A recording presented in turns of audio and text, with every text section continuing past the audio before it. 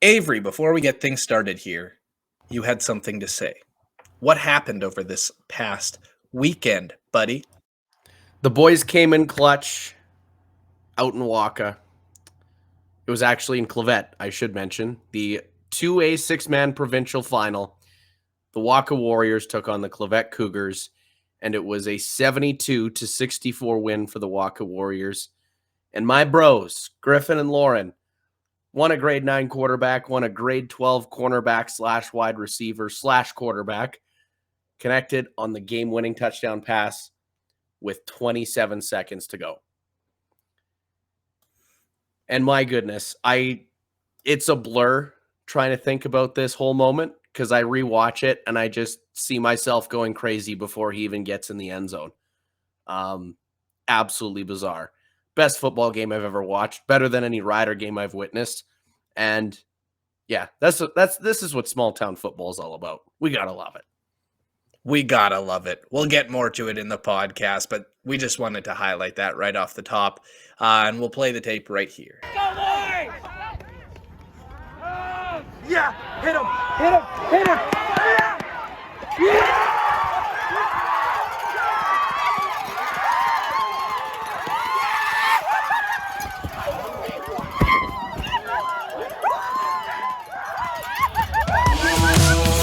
I just got to tell the people to keep their arms in the vehicle at all times and strap in because it's going to be a blast.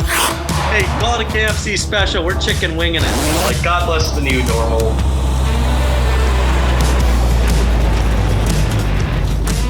From Wakaw to Watrous, Clavet to Kelvington, you're listening to the Lang LeBlanc Podcast, a part of the Saskatchewan Podcast Network.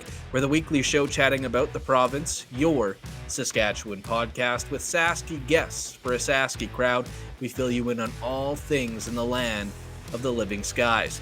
I'm Brady Lang, and this is the 46th installment of the Lang and LeBlanc Podcast. And this week, we're talking SJ yet again with Matt Barrett and Marty Martinson.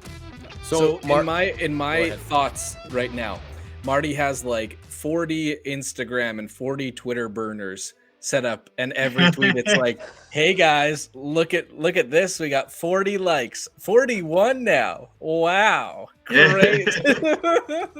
We would first like to acknowledge that this podcast is recorded, operated, and edited on Treaty 6 territory, Treaty 4 territory, and on the homeland of the Métis. We pay our respect to the First Nations and Métis ancestors of this place and reaffirm our relationship with one another. The views and opinions expressed on the Lang and LeBlanc podcast are solely those of the hosts, producers, and guests of the program. They in no way, shape, or form reflect those of any affiliates the presenters or guests represent. Hey there, and thank you for listening to the Lang and LeBlanc podcast, and welcome back to those who are frequent listeners of the program. I'm Brady. I'm out of Saskatoon. Let's now head over to Yorkton to check in with the other side of the show. How's it going today, Avery? I am cheesy as ever, my guy. Cheesy as ever. Obviously, we didn't say it. What's that mean? Well, happy. The boys won the championship. Can't complain. Oh, cheesy as in you're smiling a lot. Yeah, my jaw feels sore from smiling so much, and my voice is gone. It's a little raspier than usual. I don't know if you can tell. I can't do super high notes. Whenever I try and kind of ramble on in the show, I'll kind of start choking a little bit because I'll hit too high of a note while talking, and all of a sudden it'll start to spiral down from there, and the break will suddenly end with me dying in the corner. That's how it should be, right? I guess after a wild weekend, you touched a little bit about it before we threw it over to introduce ourselves. But Avery, how are the people of Wakaw feeling right now? Oh, fantastic. First ever provincial championship claimed by Wakaw in the team's history. They've had a few silver medals here and there. And yeah, they ended up coming out on top with a 72-64 win. Now, Brady, this is the most back and forth type of game. And I've never seen such an intense football game ever. Like, you see 12-man games and all that sort of stuff. And yes, it's 6-man and it's supposed to be high scoring. That's the point of it. The field's a lot more open. There's not many people to make tackles or cover people, right?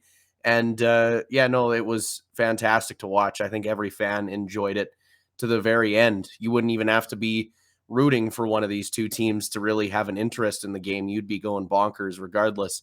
To have it come down to whoever had the ball last, that's absolutely insane. I think that's what every high school football player dreams of, and that dream came true for the Bros. And in the snow too. How was that? Yes. Yeah, it was awesome. It's funny because when I played, we would play snow and sometimes in October, right? They didn't have to deal with the snow until the provincial championship, which was this past weekend. So they were pretty happy with that because they played Lanigan first in the quarterfinals late in October, and then early in November, they took on the Watrous Wildcats, won that game without any snow on the ground. And for sure, there's snow on the ground for the provincial championship, but it wouldn't be football in Saskatchewan without snow on the ground. Yes, exactly. And look at that. We technically didn't lead with the weather. No, we didn't. It's a big week, but we should be talking about the weather right now. Quickly, we're going to talk probably a little bit more about high school sports in general once we get to the LLP sports segment. That's on the back half of our wonderful interview with our two boys, Matt and Marty. But Avery, as I look outside right now, it is not snowing, but it was snowing today. How are things looking like in Weyburn? Oh my God, why did I say Weyburn? Jesus. How are things looking like in Yorkton? I don't know why I put you in Weyburn today. No clue. Maybe I'm going to start doing that, though. How are things out in Clavette? That's funny. Yeah, exactly. We both started listing the wrong town. So it is not bad here today.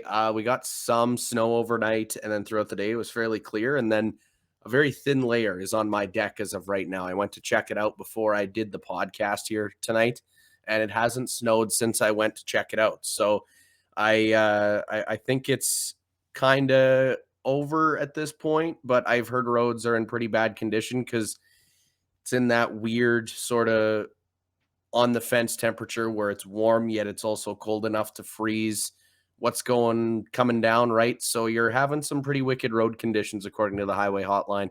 A lot of travel not recommended on highways and a bunch of roads throughout the province. So hopefully wherever you traveled this week, hopefully you got to wherever you needed to be safely. Yes, exactly. And we are right now recording on Tuesday. So this is when the big snowfall, I guess, is supposed to happen tonight and overnight, at least for my area of the province, which is kind of more central than Avery out near the Manitoba border. But it's supposed to get pretty nasty tonight. So hopefully everyone makes it out okay. But it's also winter driving. The first big snowfall, we always know that first big snowfall is when all that bullshit happens. It feels like people just get dumber behind the wheel. It's like, I don't know. But, like I said, hopefully we can make it through. It's not as bad as last year, hopefully. Always cross our fingers that it's never as bad as the year before, but it's either equal to or worse. Yes, exactly. And I can't talk tonight either. Moving right along, we have Matt and Marty here this week. How much did you miss them, and how nice was it to talk to them again? Man, it felt like forever since the last time we talked to them. And obviously, these two guys are busy people, especially during the season. So it's hard for us to line up when we can talk to these guys next, especially in October when the season was kind of at its strong point. You're in the first third of the season trying to get a grasp on how all these teams look and trying to cover your team, especially in Matt's case where he's also running part of the team in a sense, right? So he's got to organize all that sort of stuff. But shout out to both those guys for hopping on despite being super, super busy. And I'm glad that we were able to align it together for both of them to work it out because miss those guys. Those guys bring so much to the show. It's unreal. Mm-hmm. And it was August 17th, the last time that we spoke to them. Hockey is back with Marty Martinson and Matt Barrett. It was the 33rd episode of the Lang LeBlanc Podcast. Man, that's too long. It's been a while because, obviously we do this weekly thing now, right? A couple times we've dropped 2 episodes, like a bonus episode during that same week. But, that feels like forever ago, especially in the bigger term of things with dad life now. It really makes the days of the week not feel real. And even talking to you now, I had to check that it was Tuesday. Yeah, I was wondering, do you know what I mean? Obviously, you wake up in the middle of the night to take care of the little gaffer, but like, Yeah, it's the days are just the same. you probably wake up in the middle of the night. It's still Wednesday. Nah, Yeah. it's actually Friday, Brady. Yeah, the days have gone so long, I've forgotten to shave. Hey, it's Movember. Just kidding. I'm creating a really bad mustache. I don't know if you guys are on the video. And the lighting really defines it too. I know, right? At least I have more of a setup this week. You guys can't see everything around me. You can only see my face. I like that. I like that portion of the podcast. Awesome. Well, yeah, we'll chuck it over to Matt and Marty now, because that's probably why you came here. If it wasn't, thank you for continuing to listen to the Lang LeBlanc Podcast. Here are some ads, and then here are Matt and Marty. The Saskatchewan Podcast Network is supported by Connexus. Next time you're stuck in traffic for a while, here's some things to think about instead of why the car in front of you is going so slow, or if the car behind you is trying to hitch a ride on your bumper. What if your bank was committed to working with you to achieve your goals? What if they cared enough to get to know you? What if they weren't successful unless you were? What if your financial well-being drove everything they did? Come see why things are different at Connexus. Stop by any branch to learn more about how Connexus cares. The Saskatchewan Podcast Network is supported by Direct West. Are you a business owner looking for new avenues to promote your business? Direct West digital billboards are a great opportunity to highlight a new product, new promotion, or anything else you'd like your customers to know about. You can get local expert marketing help for your business at directwest.com. Our next guests on the Lang LeBlanc Podcast is our SJHL broadcaster duo, the regulars, play-by-play dudes of the Melfort Mustangs and the Battlefords North Stars. Please welcome Matt Barrett and Marty Martinson. How's it going today, boys? Well, since the last time that we came on, you've had a few SJ broadcasters on, so the brotherhood is growing, I guess. Hey, the friends of the podcast is growing. It's been like 2 months since we've all met, Yeah. and we all promised to do it monthly, and now look at where we are. Well, and let me just step in and say it's great to be on back with you guys. It feels like forever. Well, you guys got a whole season going on. It's hard to line things up, especially throughout the week. Everyone's schedules are different. My goodness, I'm sure it's been crazy and fantastic at the same time. They're better than Rory. Yeah, Rory we do definitely have. Rory was on a date, right? Rory had a date and skipped out. I'm so disappointed in him. We're guessing, so that those are unconfirmed reports as of right now. Gotcha. We got our best people on it. So, but yeah, first off, guys, how has the season gone for your respective clubs and your respective lives, respectively? That's right. Season's been great, and it's awesome just to get kind of back at it and to, have a season where we know that, next game and the game after that is guaranteed here. I mean, knock on wood, but, it really is nice to have and be able to kind of plan for what's next and this and that. And for the North Stars, I mean, it's another year and same old story. People may be counting them out a little bit underrated. They're heading into the season thinking maybe it's going to be a rebuild year, this or that. And all they do is go out there and they win some hockey games. It's been great to watch. And they're an exciting team this year, so it's been a real treat there. Just being back in the booth there and calling for the boys, it's been really fun. Oh man, it's just been so much fun and so busy too. Just it feels like every night, there's something going on, and it's a good thing. I'm transitioning to a new position, and it's awesome. I couldn't have asked for much more. It's been so much fun. And just to be able to call games still, it's so much fun, and just see all the boys again, see all the broadcasters again. Like I said a few times in Warman at the showcase, it's the who's who of the SJHL was there. You got to see everybody. So, it feels like it's kind of normal again, no matter if we have to wear our masks when we're interviewing coaches or whatever, but I love it. How's the fan reaction been so far? 99% fantastic. You get the 1% of people that are like, aren't too, pissed off about one thing or the other. But 99% of fans, I think, are just happy to be back in a rink watching hockey, whether they have to wear their mask or be double vaccinated. It is what it is.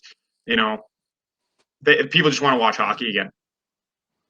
That's right. And I think just like for us and like what you were just saying, Matt, there too, about, as much as the hockey's fun, it's also such a vessel for, seeing other people that you maybe otherwise don't see, and I think just like that, just like us up in the broadcast booth, it's the same for the fans as well. Like the hockey rink is a real social atmosphere and social center there for all our communities. So then for, so many of the fans just like us, I mean, you go there, you watch the hockey and you get to see some different people there and, see some old friends. And so it's really nice that way too, to get that community aspect back.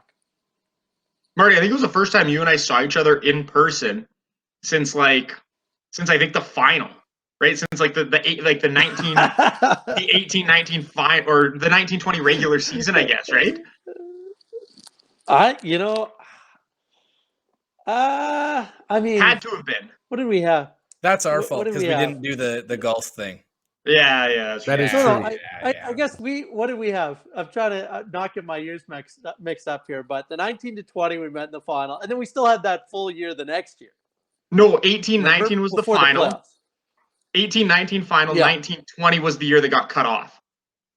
Yeah, but we still had the full regular season that year. Right. Remember? So we would have seen each other that year. Yeah. Since that regular season, and then and then the playoffs were, and then we had the 3-5 game regular season there last year, and where we didn't see each other, and then but it's been great just to be back at her, and it's funny because we're also getting to the part in the schedule here where like we're already a third of the way done, which is crazy to even think. Like we only got 58 games and we're over 20 in now for most of the teams, anyways. The other guys, I think the fewest games played is like 19 games. So everybody's around that 20 game mark or even past it. And it's just wild to think. It feels like just yesterday on the one hand that we were just getting back for training camp. But then on the other hand, it also feels like, wow, we've almost been back to normal here for a little while now. And then, you'll play a team like we just played Nipawin in our last game. And it was kind of funny because we'd played them twice in the preseason, but then hadn't played them all regular season. It feels like, wow, this feels like late in the year to be seeing a team for the first time. And I think we've only played each other, once so far this year, Melfort and the Battlefords. Is that right? Yeah, I think so. Off the top of your head. Don't make me look bad here by saying it was like 3 times. I'd be like, oh, come on. Well, it was once or twice. Once or twice, I'm pretty sure. Yeah. Yeah, I think it was just the once, and I think it was. No, it's been twice. Has it been twice? Yeah, beat us both times. So. That's right. See, all the wins, they just run together in my mind. It's tough to keep track. You know what I mean? But no, I remember the last time we were in Melfort, we had those. You guys were wearing those nice third jerseys there, and it was hard to, it's hard to take the eyes off them because they look so good. Yeah. Are those third jerseys new, Matt, or are they fairly well? Common? Did you design them?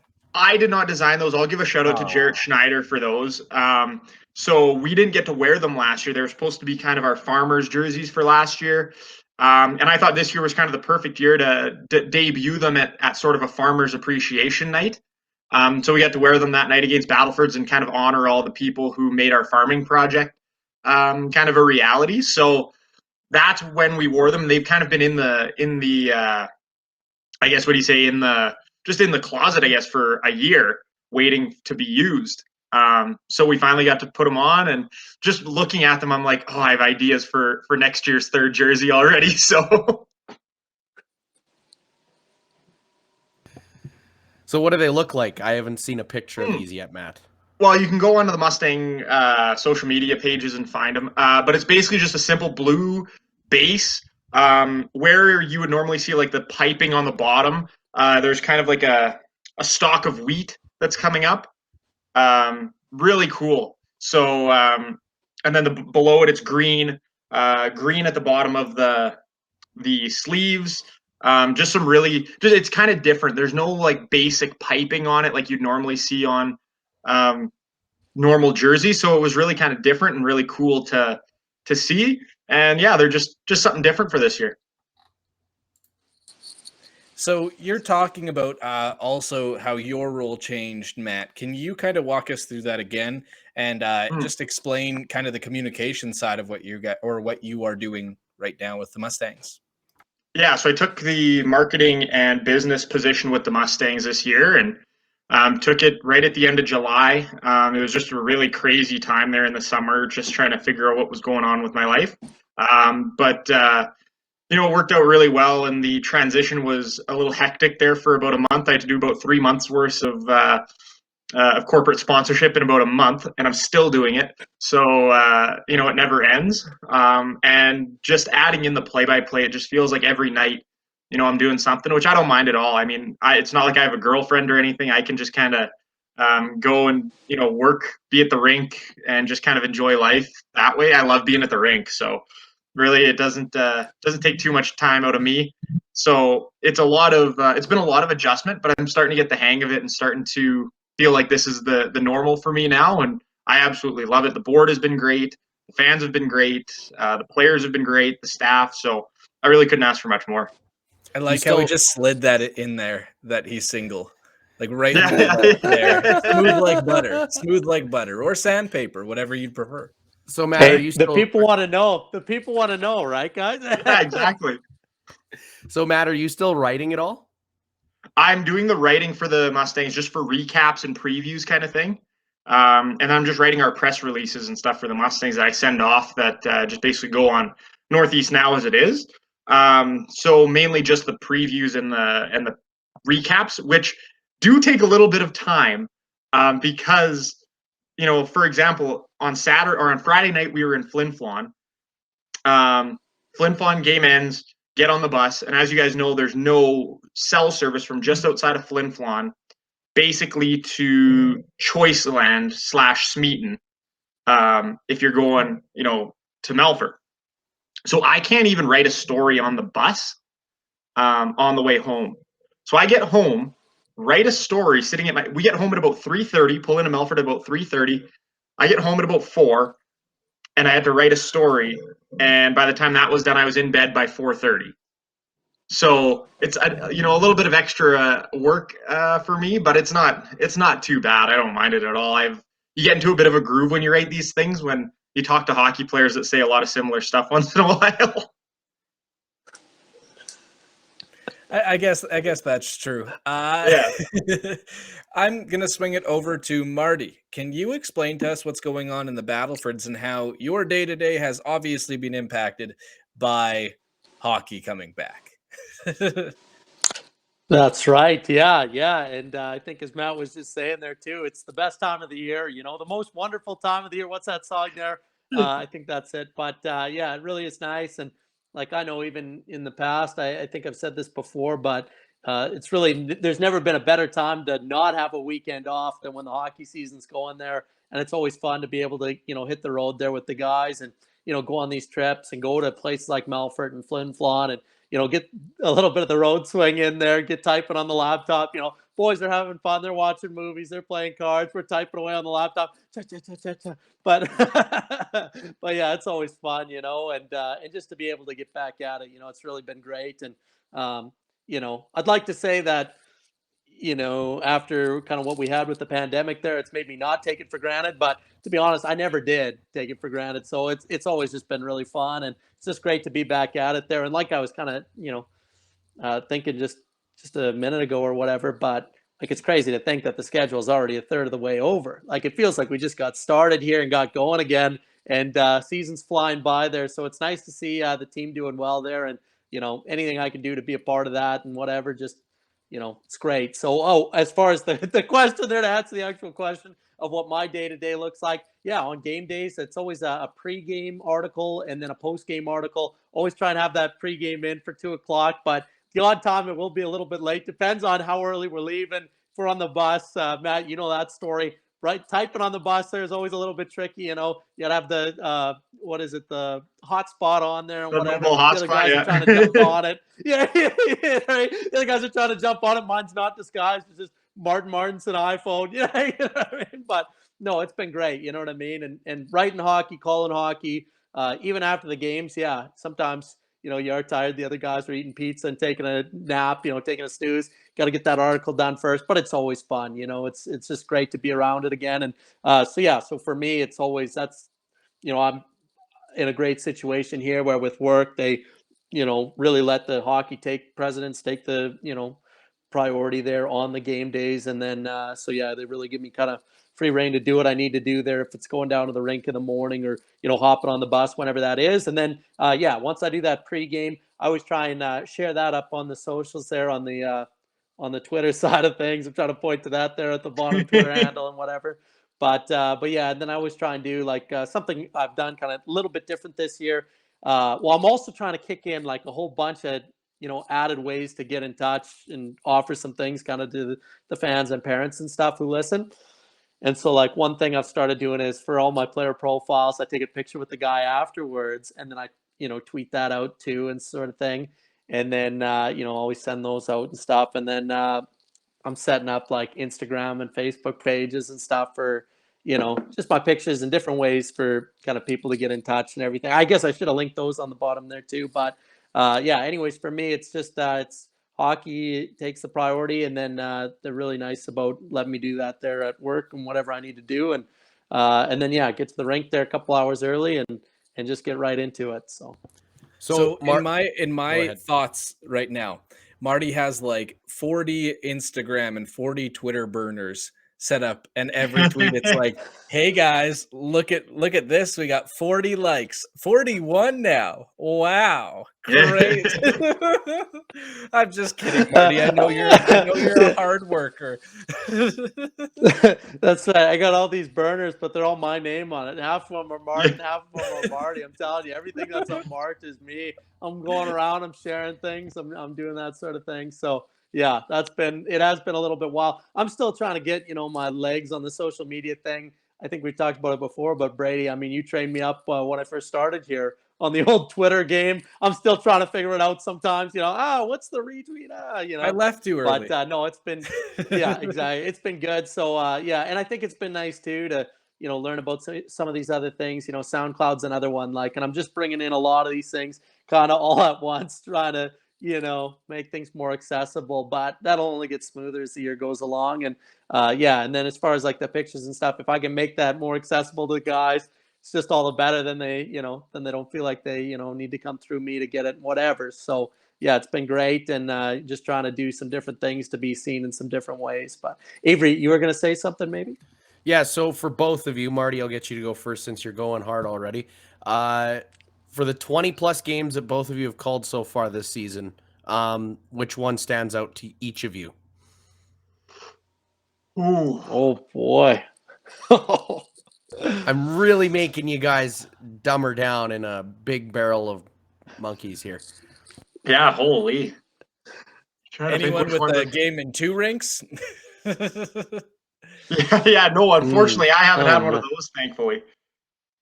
One of those where it switched destinations midway through. That happened here in Yorkton. There's only 2 this year. That's right. Yeah. Matt, do you have one in mind? Otherwise, I haven't called, one of these, crazy shootout, 8-round shootout, overtime, blah, this crazy game yet. But the one that sticks out to me so far was about a month ago now, the Mustangs in Estevan playing the Bruins, and it was the first half of that Southern Road swing. It was back and forth all night. I think it was 1-0 and then 2-0 and then 2-1, and it just kind of went back and forth all night. Mustangs scored late in the third to, go up by 1, and it was just kind of one of those, like, okay, this team is legit. This team is, going to make some noise. And that was just a fun game to be a part of. Probably the best game I've called so far this year. That'd probably be the one I'd gravitate to.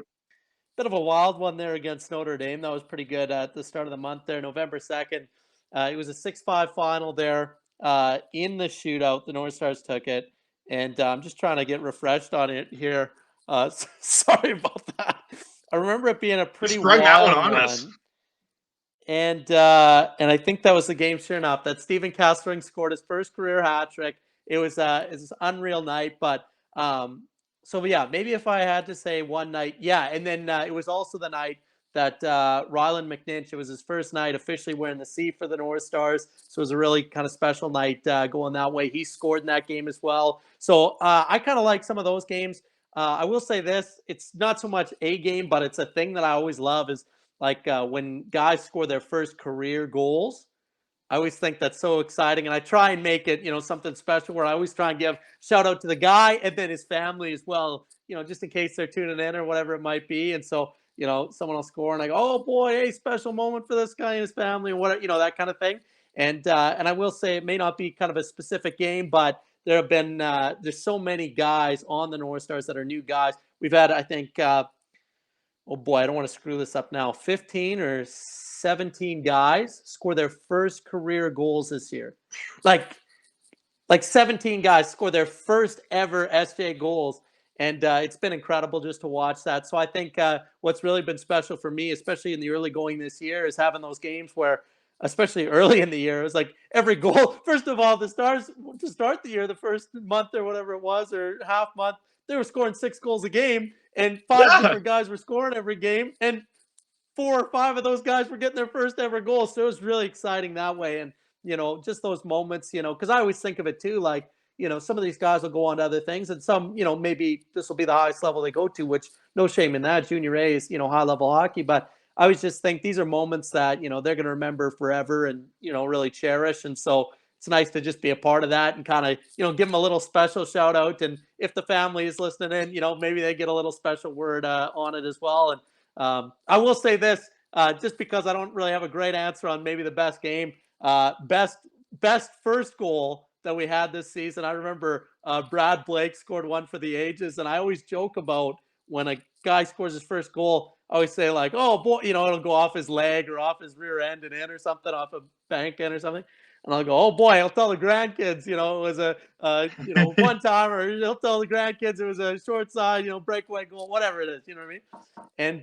And Brad Blake he pulled an absolute Sports Center top 10, number 1 play of the week or whatever, where he danced around, a couple of defensemen, toe dragged it around the last guy, and then reached behind the goal line and then went back, pulled the puck back out front and slid it through the legs of the goaltender. And it was just like, it was the most 10-bell move ever. And I just remember like the boys, I don't think I've ever seen them so fired up on the bench there. It was really exciting. So maybe that's another game there for the honorable mentions as well, because that's just, a great moment to be a part of. So guys, walk us through night 1 back at the rink with people in it. Oh, good Lord.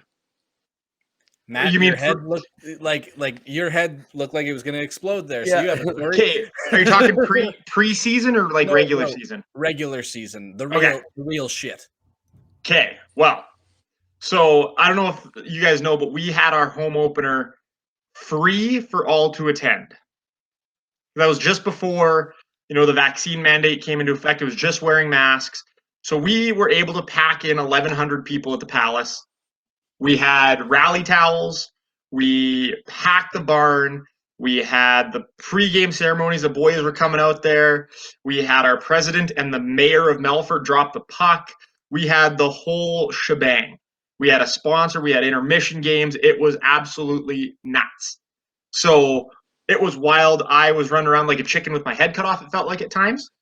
But, oh, man, it was so much fun, and it just kind of felt like, okay, we're here. Let's do this thing, right, for this season. Oh, it was awesome.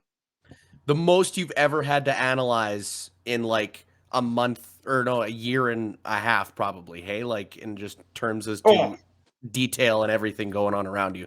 Well, I think I kind of was it was a little too big for my britches almost, because I had like a month and a half or 2 months to plan it. Luckily, the board has been fantastic helping plan it and everything. So like I'm doing, I'm doing corporate sponsorship. I'm doing this. I'm trying to set up this home opener, and it's just, oh man, it was nuts. But you know what? At the end of it all, it worked out well. We had a couple hiccups along the way, but you know what? It all worked out fine. That's right, and I could jump in here as well. I do love that, like we were talking about, like your first year is the marketing in the marketing role with the team too, and then first game at home, it's free, so it's just a back bar. That must have just been really something, baptism by fire, as they say, something really exciting. Oh, it was awesome. It was so cool. Yeah, that's right. And for me, we were at home as well, 3-1 win over Kindersley, and I just remember, it was electric just being back. It was great to see everyone back, and there was a real excitement as well. It just felt like a real playoff game, and then to get the big win as well. I remember Stars were up by a couple. Kessling scored the first one, I think, and then Matthew Henry, I think, got his first in that first game too, and then sorry about that. It was Emmett Worth scored in his first game. And then the third goal of the game was the empty netter, and it was KT Walters, and it was in like the final minute or whatever it was. And I just remember it was really exciting. It's just like the icing on the cake there. Make it 3-1. It's, the horns are sounding, the bells are chiming, the fans are screaming. And it was like, we're back, baby. We're back in NB. So, yeah, it was really fun. It was really fun, too. Avery, you got anything? No free admission on that one, but it was still fun. That's awesome. So when seeing the players back on the ice, I'm sure they're more excited than anyone else, though, hey? You think, yeah, they're pretty happy. I think a lot of them were just grateful at the beginning just to be back playing and weren't taking it for granted. So that's why I think we saw a lot of really good games to start, was that guys are just kind of leaving it out on the line because they didn't, they knew that they can't be taking this for granted. And just to see them out there and giving it their all was awesome to see. And it just kind of made you feel warm inside because, you're happy that these guys are finally able to play again, especially those guys of the 01 class who had two seasons really affected by it. So yeah, it's just good to see everybody back.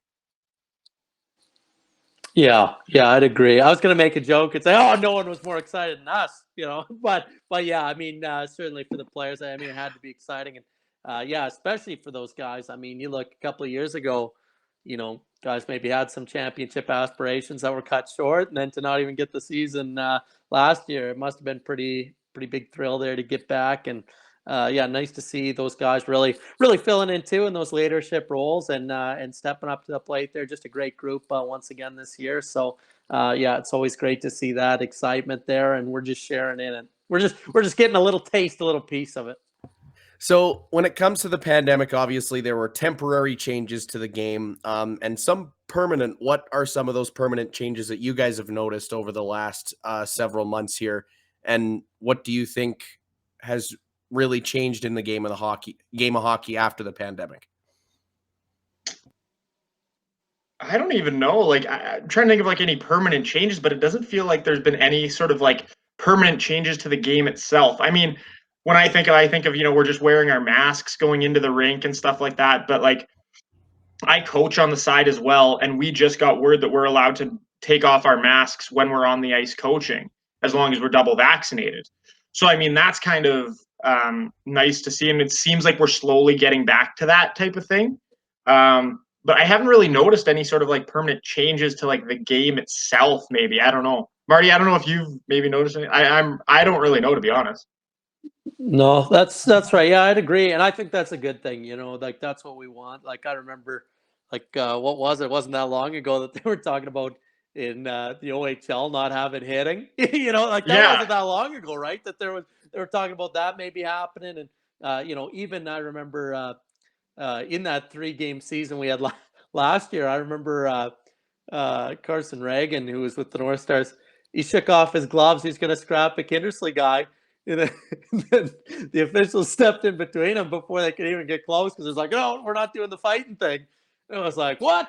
Kindersley and North Battleford's playing, and we're not getting any fisticuffs. What is this? So I think it's been great to see that, that there kind of haven't been any of those big extreme changes, even things in the board battles and whatever. They're letting the boys play here. And, at the end of the day, the guys are tested all the time and they're all got their shots and everything. So it's great to see them just letting the boys play, I think, because that physical kind of lunch pail, approach is so much of what the game is, especially here in Saskatchewan. You hear it all the time. We like our hockey, but we like it tough. We like the hits, we like the scraps and the kind of, the mix-ups a little bit. That's what makes it rivalry hockey. So I think it's been great to see that, that they have been able to kind of return to everything great about hockey that comes with all those things. Would you say that one of the shifts is to potentially to hockey TV? I've seen that picking up a lot of track after this pandemic rolled in. What is your guys' thoughts of hockey TV? Yeah, I think it's a great way for like people from outside the area to be able to watch games. I will say I think it's probably a little bit expensive. I think it's a tad expensive. I think there should probably be some cheaper alternatives. But I digress. It's a great way for fans who aren't in their local areas to be able to watch games and support. And even if you're in the area and you're not able to come to games for whatever reason it might be, then there's that's option 2 as well, to just be able to support the team as well. So it's just I've heard there being maybe some changes coming to that type of stuff. Maybe I don't really know any of the ins and outs of it, but there's been rumblings about it. Who knows really if any of that has any smoke to the fire, but it's a good way. It's a good thing because we need stuff like that. I feel like there's a lot of untapped potential in hockey TV. Yeah, or something similar to that. Yeah. Yeah, exactly. And like it did seem like we were starting to get those systems set up right when the pandemic was like supposed to, everyone in the rural communities will not go to the rink for hockey. That kind of stuff. But I think that was one of the systems that didn't have the opportunity to grow enough because we just quit so early last year. Yeah, I think you're right. Talking about fights earlier, have you guys seen any good tilts this year? Early on or nah? Yes. Yeah. Marty's like, yeah, in the parking lot. Yeah. Between fans, baby. No. I mean, like I was kind of saying, I just wanted to touch too on the hockey TV thing just quick. I was just going to say, I think I agree. I mean, it's great to see. Obviously, we want people listening into the radio, we want people hearing myself and old Matt and Matt as well there when we're on our radio broadcast. But like I know for us in the Battlefords here, we're looking at maybe getting things hooked up there to the hockey TV, maybe doing both and, kind of getting these velvety pipes on both sides of things, which I think would be great. Like I think, Matt, you do some of the hockey TV when you're not doing like the radio ones. Is that right or no? No, not. I don't because I'm working all the home games as it is. So That's right. Yeah, I don't do any of that, but like it's what I've heard actually, oddly enough, is that some Melfort fans will turn on hockey TV and try and sync it up with the online stream. Yeah, the radio. I don't know if you have the same thing, Marty, right? Dude, and that's the thing is that I'd like you wouldn't believe how many times, and then you go, well, okay, thanks, but that's why it would be so great to get on there, you know, and then just be able to do both. And I've been to a couple of places where they have it set up kind of with the camera right there, and then it's really slick and easy. And so I think if we could do something like that, for us too, like that's something we've been looking at, as a organization ourselves, and whatever is maybe moving the cameras or finding a wireless connection or something, because just being able to be out there and again, getting that voice heard kind of as much as possible, all kidding aside, I think that would just be great. So that's what I'd say on that. So hopefully coming soon to your hockey TV feed there, be on the airwaves. But I will say on the scrap side of things, we've seen a couple of dandy tilts.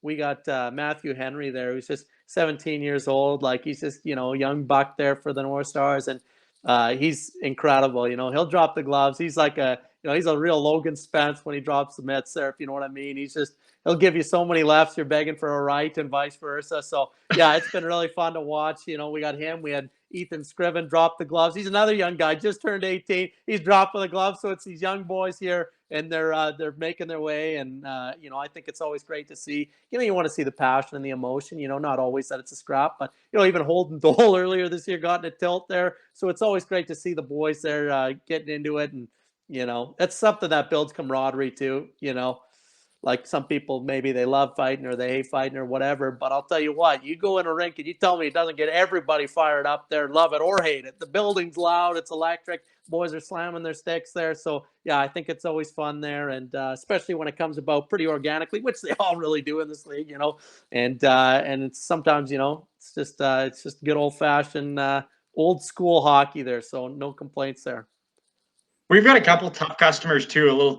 Couple tough boys. Boston Maxwell is a maniac, and Lucas Ochitwa's tough boy as well. So there's a couple of guys who aren't shy to drop the mitts, but haven't had any just like big ones. A couple of wrestling matches, but that's about it for now. So I'll keep you guys posted though. Put it on Twitter. Exactly. or as the kids are doing. Oh, TikTok. that's actually, I want to throw one thing out there. Back in the preseason, I wasn't calling the games because we only do the regular season playoffs, over here, in the big time. But so I had some more time, just to do kind of some of these extra things. Like I don't really tweet updates during the game because I'm, busy doing kind of the game and whatever. But for a lot of it. But when it was in the preseason, one of the best scraps of the year came in the exhibition there when Easton Rask dropped the gloves. I'm trying to think of who he was fighting. He was fighting someone from I remember something. I can't remember. And I tweeted that out. And I'll tell you what, it was probably the most popular tweet. And I don't know, I'm not big on the Twitter, whatever, not saying, but it was getting some serious play there. People were loving that. So it was great to see. And yeah, he's one of those guys too. I mean, he's handing out free seconds there on the knuckle sandwich. So come one, come all there. He's making a I don't know. Just like his brother, eh? Just like his brother. Yeah, exactly. Melfort fans would know that. So yeah, exactly. So yeah, it's great to see there as well. Yeah. Hey Avery, just quickly 1 second. Write down in your notebook, LLP SJHL TV 2022. The exclusive broadcaster.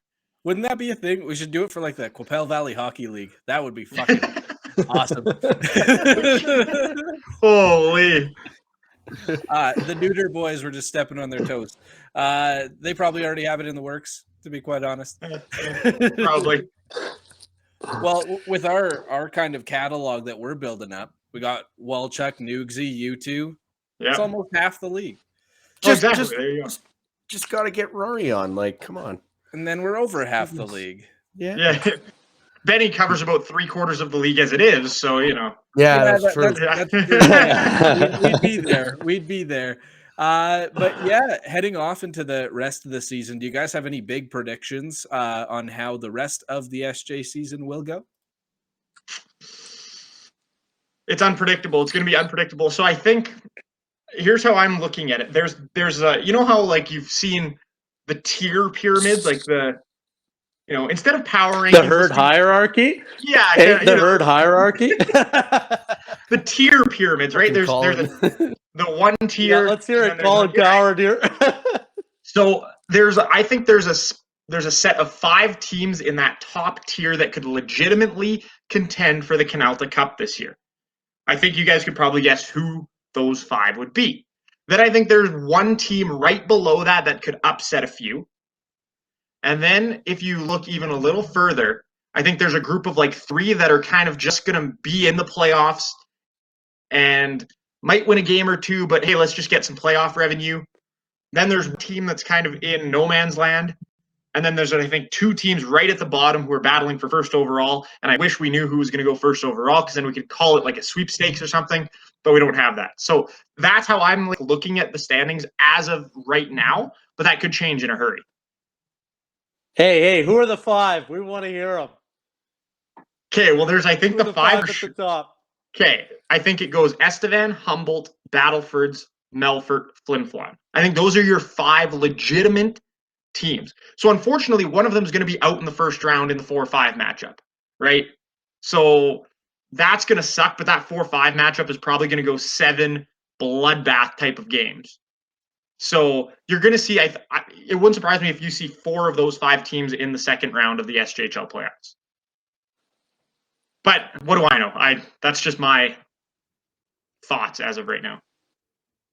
Okay, now let's hear the bottom teams. No. Nah. I'm kidding. No, You can use process of elimination for that. Yeah, now you can throw me on the hot seat, Matt. No. Yeah. No, I will say this. What's the next question? No, no, I will say this. I actually said before the year started, and I'm debating even saying this because I don't want to sound like it's, but I think it's the stars here. I'm telling you, I really think this group is as if it hasn't been for the past 5 years. Yeah, exactly. Exactly. And it should have been. What was it? 2 titles in 3 years. Marty, the North Stars can't win too much, or else you'll lose your boy Braden Klamosko. That's true. I'll tell you what. It's crazy to think that, all the success the team has had over the last, this is my 4th year here now. Braden's 4th year. We came in the same year, won the championship that first year. We haven't had a full, complete season and playoff since. That's crazy to even think. My first thing I covered in the Battlefords was Braden Klamosko's hiring. Which is crazy. There it is. There's only been one Canalta Cup since then. Yeah. Yeah. Well, hey, Marty. I mean, how cool would it be if we did a little 18-19 rematch? Oh man, I want to see the promo video for that freaking thing, man. You guys can do the promo video this time. You guys can shoot. We'd be honored. Yeah, that would be really something, man. I'm telling you, that would be the best. And I think that's more than anything what we want to see. What the people want to see. And oh, sorry, it was getting a bit bright in here. I had to throw a hat. Oh, this old thing. This old thing here. I also have a similar hat to that, but I would rather not bring it out. yeah, similar. One extra word. No, from the year prior. Oh. But I do have, I don't know if you guys are going to be able to see it on the screen, but I do have it on my phone. Where is it here? I got to try and find it. Oh, here it is. Oh, no, you're not going to be. Oh, yeah, look at that. Virtual Canalta Cup champions. Oh, wow. Yeah. Good job, Matt. You say that Battlefords is the defending champions. I would disagree with that. There was a Canalta Cup handed out. It wasn't, it wasn't in real life. It was in the NHL 20 video game, but it still counts if you ask me. So, hey! If those count, then Leafs are defending champs, baby. Let's go. Hey, Braid, you're loving that one. Come on, eh? One question I have for you, Marty: will the Leafs get out of the first round this year? Ooh. Okay, you know what? That was too far. Okay, we're logging off. No, of course, I need to find my Leafs hat. Throw that on and say, hold on. Marty, a man of many hats. Guys, don't mind me, okay? I'm staying safe here, keeping the sun out of my eyes, and staying stylish here with the mask as well. Double Keep safe, decker. everybody, huh? Love it.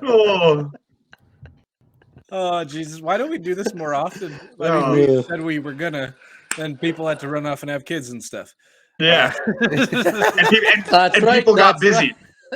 Right. Yeah. Some hockey season started out. Yeah. All right. Well, we're at 45 minutes, guys. You know what that means? We're almost done. Wow, we BS'd for a while, didn't we? Yeah, it barely felt like 10 minutes. I only made faster a few times. So. Hey, it's going faster than the season. This thing, hey? Come on. Yeah, exactly. Yeah, there you go. Let's go faster. I need to isolate that. Hey, come on. From Marty and just come on. Run it continuously. I will say I'm a little disappointed that you guys use Marty in your pre-show intro. I heard him on there and I was just like, oh man. What's that? When I cut that, I just remember Marty being so off the wall, and we're all sitting there I have no show lineup for this, and Marty's well, chicken wing it. Well, chicken wing it. And I'm like, okay, is that what I'm saying? Yeah, I took that for the intro. I love it, dude. I love it. And I have Schulze on there too. And God bless. Yeah. Yeah, that guy. How's he doing? Guy. Oh, well, if you guys have seen what's going on in BC, it's like the apocalypse. I feel like he shouldn't have left.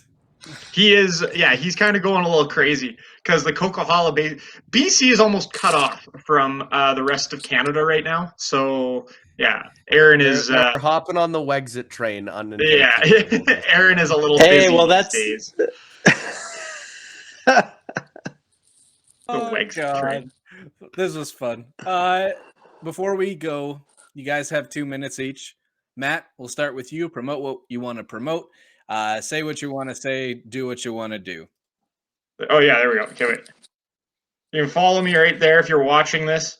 That's the Twitter handle right there. At Instagram at m_Barrett6.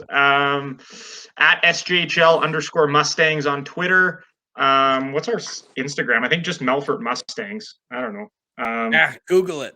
Yeah, Melfort Mustangs. There you go. So you can follow me at those. Yeah, just happy to be back and happy to be calling hockey and seeing Marty and all the boys at the various rinks. And I can't wait to see Marty in December there for our little Battlefords Kindersley trip. And I'm sure Marty and I will have a beverage to chill after the game, no matter the result. Yeah, hey, that's right. That's right. And for myself there, you can find me also on the, I'll do the little MB special here, pointing down to it. There we go. Matty in the house. But yeah, you can catch me on the old tweeter bird on the Marty PXP1. And I'm always sharing my Battlefords Now articles. I got pictures of the guys. I got videos and things that I throw on there. So mostly North Stars, also some local sports and things like that. Always keeping it fresh. Then we got on the IG, I got a Marty photography if you want to check that out. I'm not a professional photographer, but it's a passion and kind of my job. And it's I got some pictures going up on there. And also, because it's easier to upload in bulk on the Facebook page, I got a Marty Martinson photography Facebook page. And that's where I'm just dumping like a whole bunch of stuff. And depending on when this airs and when you check it out, I might have stuff from other years too. I'm just doing a big old photo dump on there. Some of the guys can get some of that stuff. And then SoundCloud, I'm also firing that up as well. But I'll have he's a SoundCloud rapper, hey? On the Twitter. North Battlefords changed you. Yeah.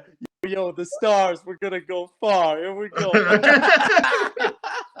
There's a little exclusive for you. Throw that in the intro for you. So anyway, that's kind of where I am. And big thanks for having us on there.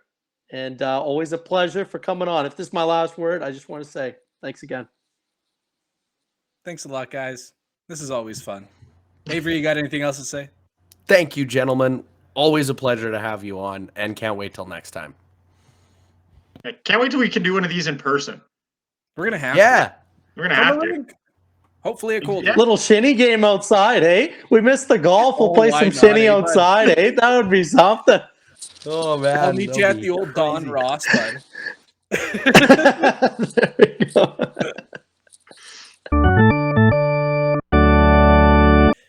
We are back for the LLP Get Together. We just heard from Matt and Marty. Those two guys are always a treat to have around. And yeah, we did the interview before doing the top again, and it was great to chat with them and get reacquainted and hear how their lives have obviously changed. Hear Marty gloat a lot about the 2019 North Stars Championship, and just overall bullshit with them. So it was fun, and we probably would have went longer if it weren't for Matt's determination and just being a great guy and being a coach on top of everything. So that's where he had to go tonight. Hopefully he made it there in his all season tires.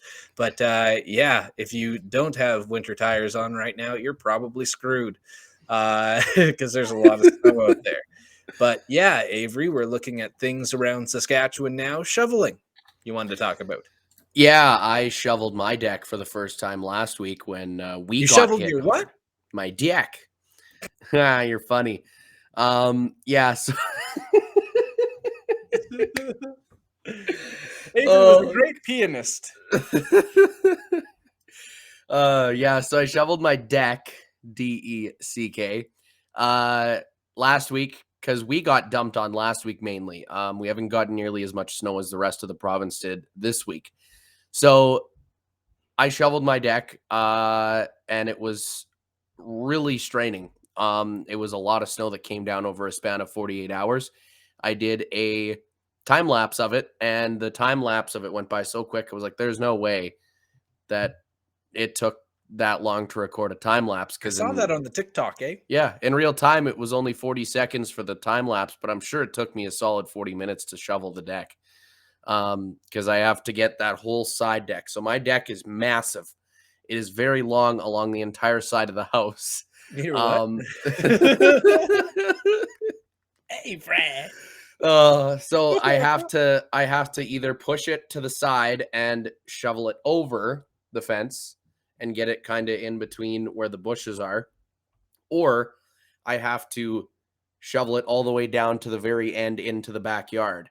And I decided to. You're making shoveling shovel it over. sexy. Yeah, extremely exotic. Exotic shoveling. Oh God.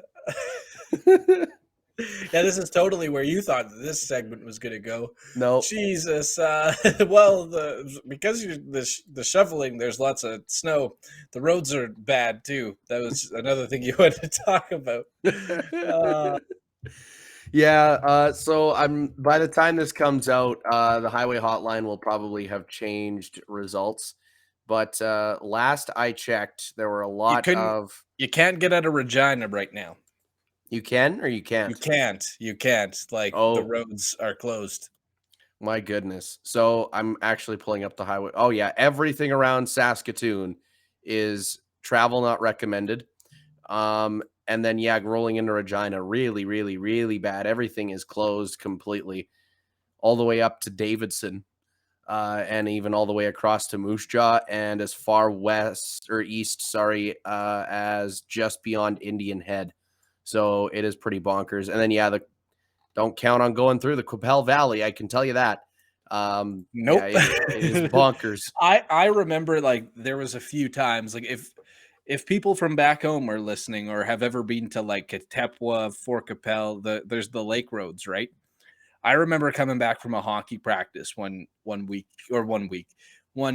and the roads were just ice, right? And the assistant coach of our hockey team left like 20 minutes before us. He was down in Katepwa too. And we're driving down the lake road. I remember it felt like we were just idling, but you had to go fast enough to not like fall into the valley. And all of a sudden we're like, oh, there's the assistant coach's truck. How are we going to do anything? Like, he's in the ditch. So damned if we did, Avery. Because obviously we had all the hockey stuff in the back, right? We pulled him to the other side of the road because he couldn't walk across it because it was all ice. We took our hockey sticks out and like gave him a tug across to safety to drive him all the rest of the way. And like, whenever it gets real shitty out, that's what I kind of think of is like, I wonder if anyone's using hockey sticks as resources. Because like, even if you like get your vehicle stuck, that's a resource that you can use, is your hockey stick. Yeah, it works in many, many situations. Even with brushing off the windshield, I've seen people. Yeah, but you got to have soft hands for that. Like, you don't want to come in with a composite and like, get that little stone chip that has been bugging you for months, and all of a sudden you look and you got a spider crack. Yeah. So that you got to be careful with that. But maybe a mini stick. You can make a mini stick into like a little ice shaver or whatever. Yeah, that would be pretty sweet. That would be. You know what? I'm sure on the business list. I'm sure that would sell out here in Canada all over the place. Just mini stick windshield brushes. Man, you'd be making dollars. Let's be real. The riders have somehow found a way, right? Man.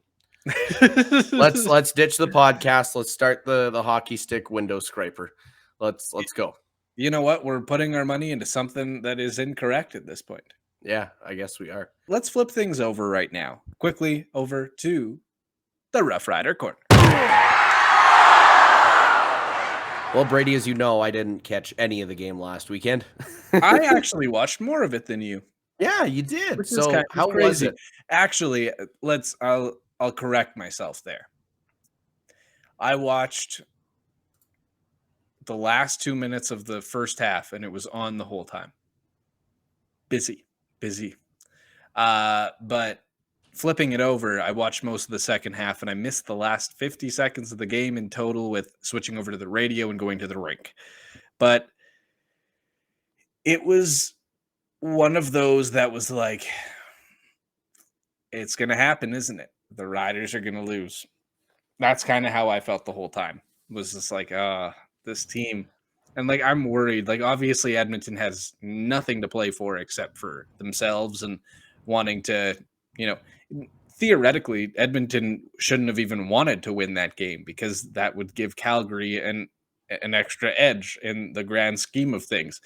But you know what I mean. It was a tough game to watch just because, like, you know what? I said this to Sage. The Riders are not, I don't feel like they're as good of a football team as their record indicates.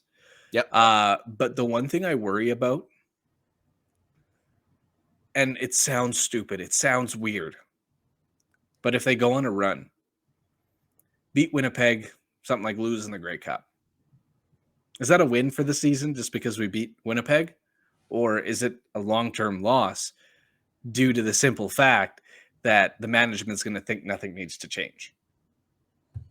Yeah, you really got to question that because, I mean, you look at this season as a whole, can you look at it and just say, it's a write-off because it's not an actual season in a sense, right? Because it's not the full length. Also, another thing, we're going to have the Grey Cup in December. We should be having the Grey Cup this damn weekend. Or the weekend after this, right? Like, come on. Like, this just feels wrong to be having the Grey Cup, especially since, I mean, it's hosted in Hamilton, so it won't be too bad. But could you imagine if they had decided to push the Grey Cup to Saskatchewan and is being played in the beginning of December? Like, chilly. Yeah, that's freeze your nuts off type weather, right? Sitting in the stands of Mosaic. Pill Country is the only like, one. You got to wear long johns if you're sitting in the. If we were in old Taylor Field, you know what I'm talking about. Yeah, I know what you mean. Wear the long johns. Yeah, but yeah, it's tough because, like, obviously if the Riders win the Grey Cup, you have to sit back and be like, I'm happy as a fan. But, like, also if you think about it, I don't know.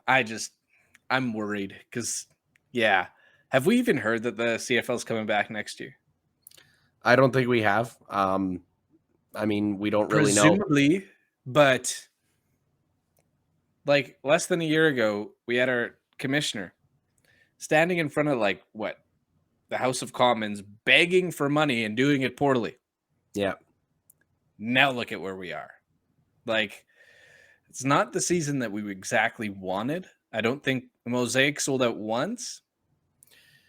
Was it the Labor Day Classic that it sold out? No, 2 times then. 2 times. The first game and then Labor Day. Twice. That is twice as many as Toronto had somehow. So, like, I don't know how the league is. Yeah, I'm worried in the grand scheme of things. And, like, if this is the last shot of football that we get, what a shitty way to go out. This has been crappy football. Yeah. Like it hasn't been good. We talked about it last week. The quality of football is on an all-time low. Like, it's like I said this past weekend, the best football game that I've watched in a long time is a 6-man football game in a small town, Saskatchewan, right? Like, that gives you an idea as to what type of quality we're getting in a professional league. And also, especially when you're watching the team that you enjoy to watch and that you root for on a day-to-day basis, it is like torture almost, in a sense, where you're like, oh my gosh, like, can we get something going? Is it really this hard to run an offense? I understand pro sports is not easy, and it's not like every average Joe can go out there and run a freaking team wherever it is you want to run a team, defense, offense, special teams. But still, like, these are pros. They should be able to put up damn great numbers and be able to run unbelievable plays, and we're not getting any of that this year for some reason. And the officials, fuck them. Quite literally. That was Fuck them. that was a clip that I saw. Someone texted it to me. They're like, "What was the announcer thinking?" I'm like, "That's the ref, dude." No, that's not the announcer. That's the ref. And it did come out that the ref was fined, but it was all because the riders were coming out for the second half and were late, so they had to burn their time out there, and like the ref just didn't turn off his mic, and it's like, was that proof? Was that it's not really a reason to say that? No, like, come on. And like, you'd think that you'd be a little bit more careful if you are cursing a little bit, right? Like, yeah, like we come all on, make guy. mistakes, but at the same time, and yeah, the officiating, like we talked about earlier, I just haven't been very happy with any of the officiating anywhere. Yeah. Like, I know that officials are struggling right now in terms of how many people are out there. Their membership is down, everything along those lines. But it's just, it seems weird that that's what took a step back after that year off, right? I know you were talking about all the changes that you think are going to stick around. I hope this one isn't one. Like, I hate going at officials. Like, used to be one myself, but like, it's weird because it seems like they're playing a different role almost. Mm-hmm. And yeah, I get that it's probably really hard to come back after a year. But at the same time, like, maybe the leagues need to step in and look for better people, that kind of thing. Like, I don't know. But yeah, it's one thing that we will be able to see, though, moving right along here. Isaac Harker. Yes. He's going to be starting this next week. Something that we really were talking about the last few is hopefully getting Paxton Lynch in there and also Isaac Harker. Avery, how are you feeling about putting Fajardo on the bench? I think it's a good thing because it kind of acts like a bye week. I'm sure that he'll come back looking fresh in a way somehow. I mean, we don't really know. Somehow. This offense is so confusing in every way. There's one week where they'll put up 30 and then the next week they'll put up 19. And it's frustrating, right? And Fajardo probably just needs a little bit of a break. He could use the mental break as well, not just the physical break. We don't need a torn oblique again, knock on wood, right? But yeah, like the problem with this is like you're looking at two teams who have already made the playoffs. And like, is Harker going to be at his best? Because they're going to be sitting a lot of darn players. A lot of players are going to be on the bench.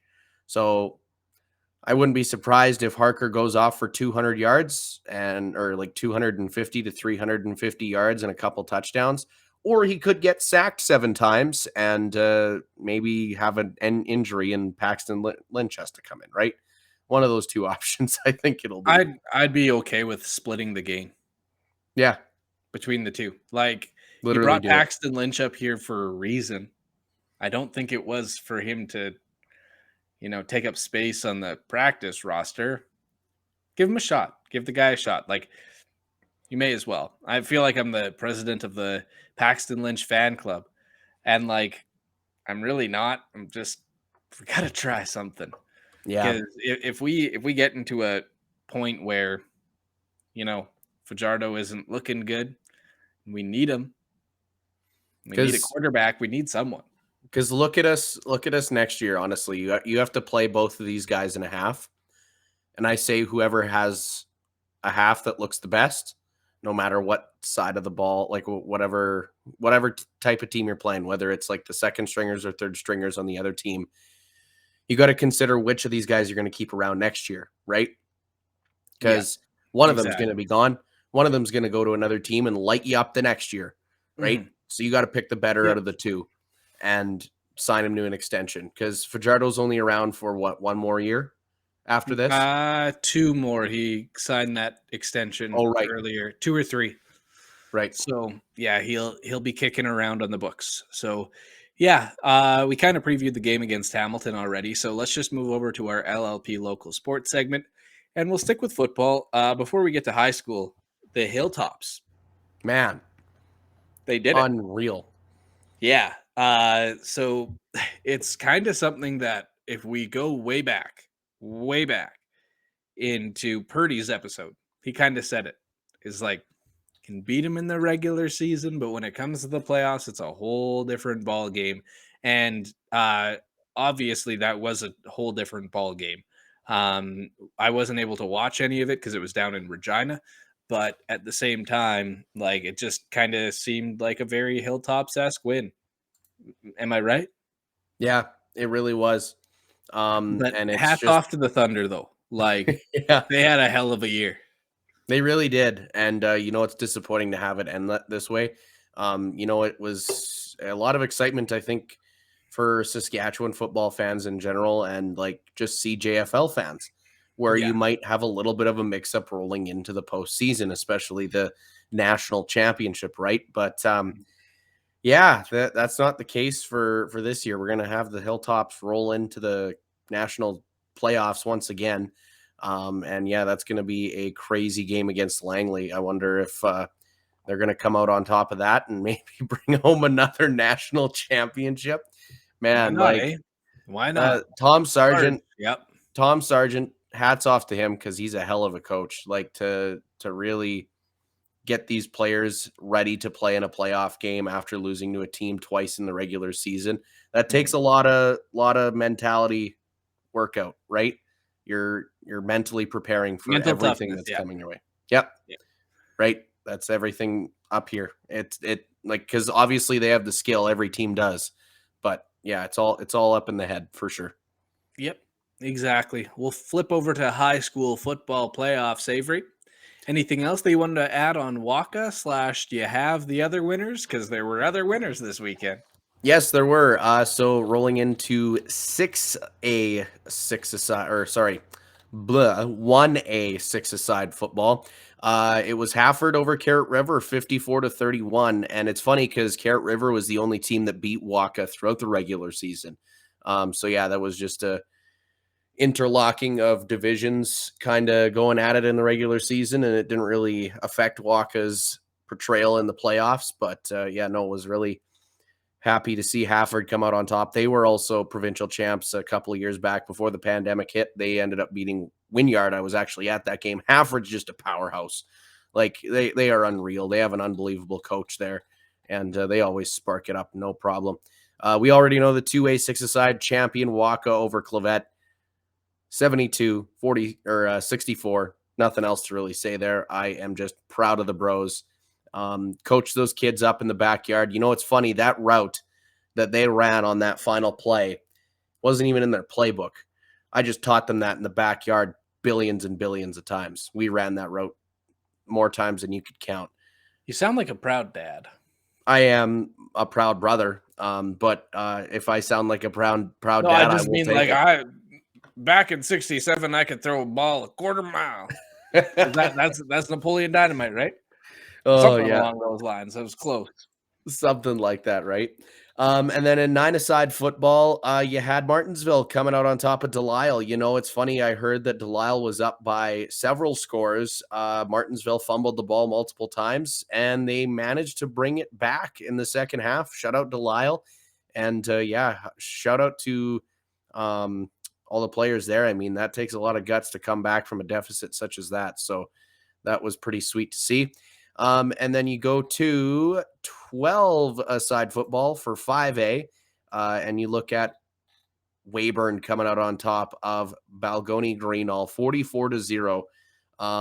That's just tough to get to a championship and lose like that. That's a tough loss. So shout out to Weyburn for coming out on top of that one. And then finally in 6A 12-a-side football, you have Regina Miller coming out on top of Saskatoon Holy Cross, 28-24. That must have been a really darn good game. But my game of the week when it came to provincial championships, definitely the 2A 6-a-side football provincial championship between the Warriors and the Cougars. Awesome. Congratulations to everyone, especially Yes. the LeBlanc's family.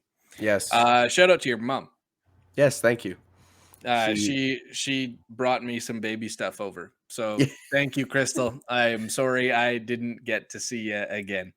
I was at Walmart. So yeah, thanks, Crystal.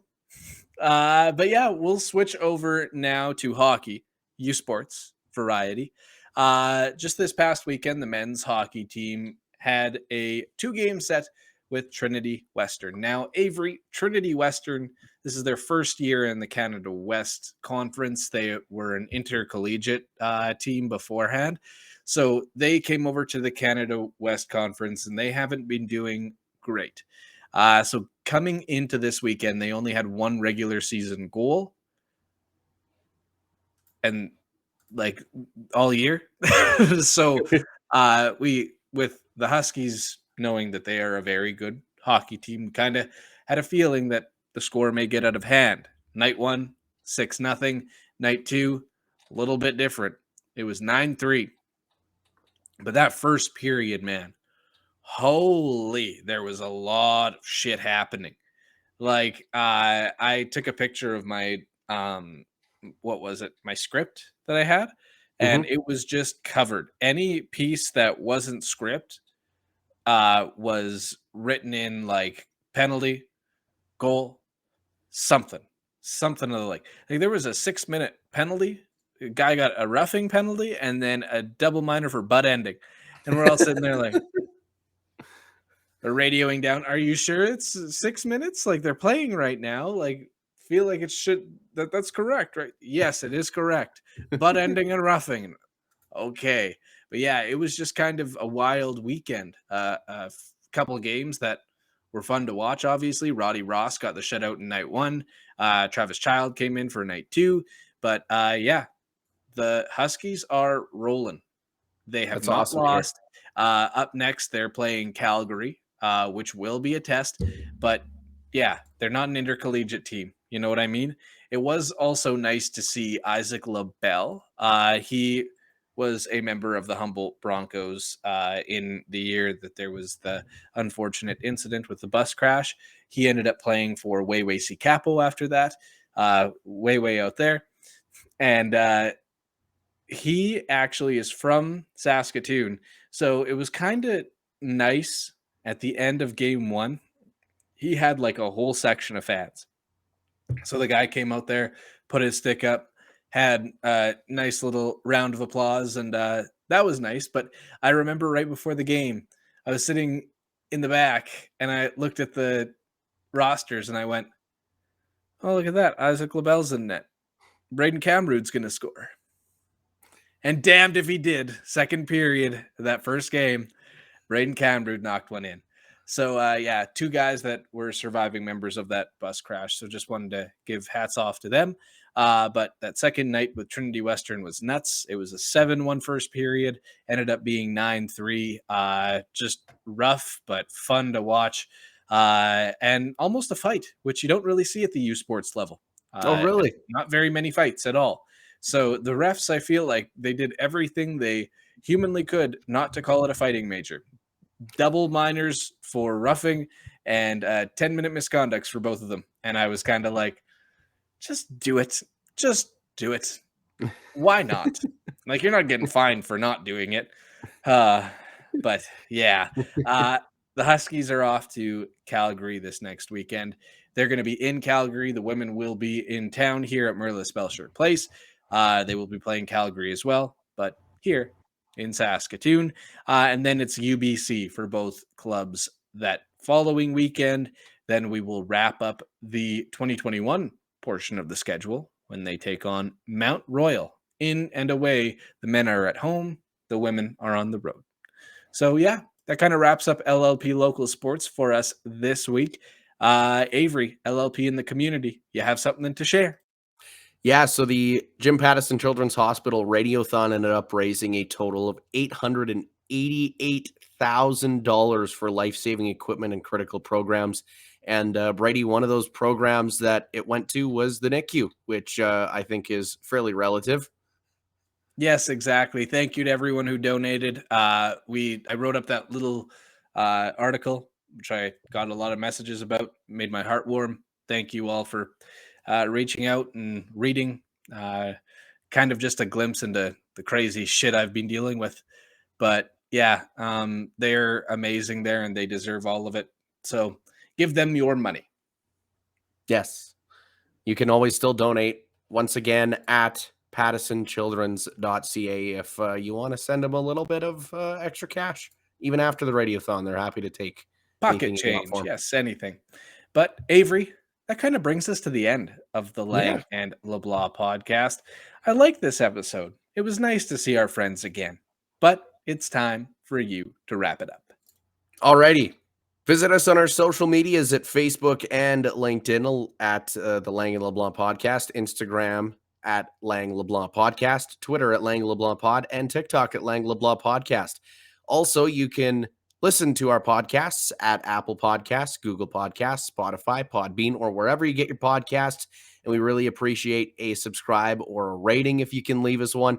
And you can also listen to our podcasts on our website at langleblancpodcast.com. You can also find all our written content there, along with bios about Brady and I. And if you want to just get a hold of us, feel free to email us at langleblanclive@gmail.com. And you can visit with us individually if you'd like. You can find us at our Twitter handles, which are right below our screens right here.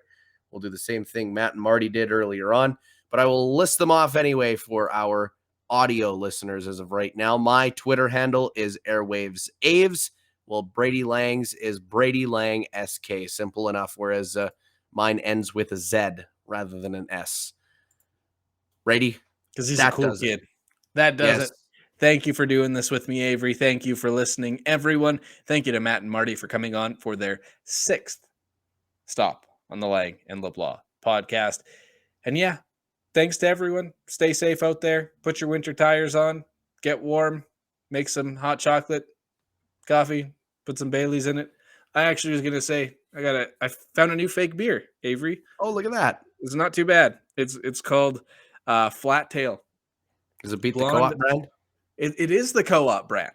Oh, it is. Blonde Flat Tail Pale Ale. Alcohol free. It's got a beaver on it. Tastes good. You know what? The best one that I've had lately has been the District Brewing has their own. Oh, really? Yeah, it's pretty good. Obviously it has no alcohol content in it, so like, oh yeah, it's totally screwed up. Yeah. No, it just tastes good. So shout outs to them too. But awesome. Yeah, let's wrap it up. Goodbye. Farewell. See ya.